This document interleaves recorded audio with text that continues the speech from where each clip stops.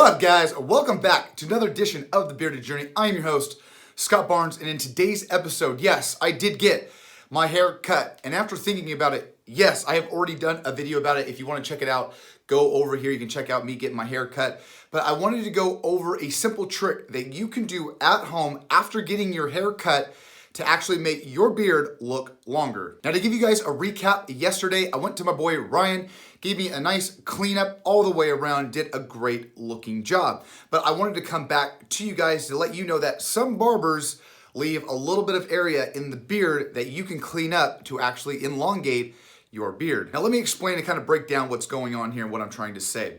Now our barbers usually stop right here at our sideburns.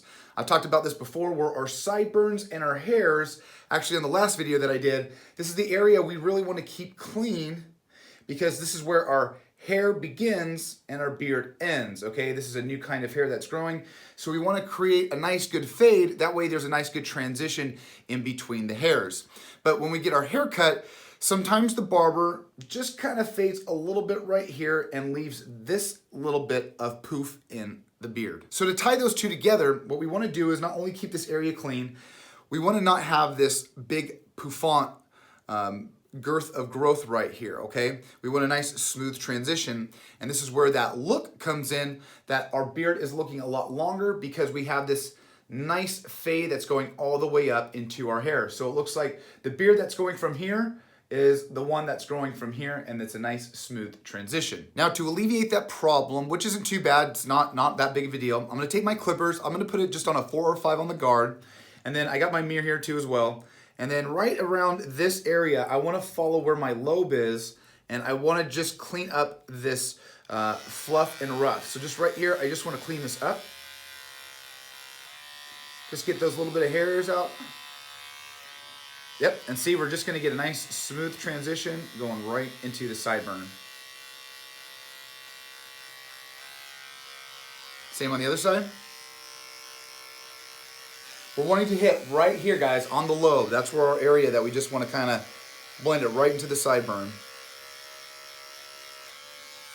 And with just some light strokes like that, we don't want to be too aggressive on the hair. But like I said, we're just transitioning from the beard into the sideburn.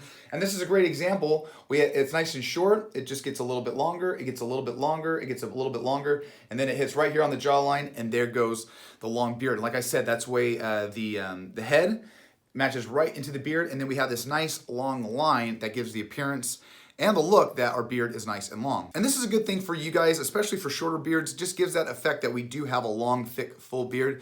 And all we're doing is we're just doing a nice fade into the hair and the beard. And it's just a great way in between cuts and trims that anybody can do at home. And like I said in the beginning, I've done a haircut before, but this is something that I think everybody needs to know about. And it's just kind of a hack into the beard trimming world because not a lot of barbers know how to trim beards, let alone mustaches, sideburns, into that whole game, in that realm alone. So you just want to find a barber. That's why I go to the one that I do.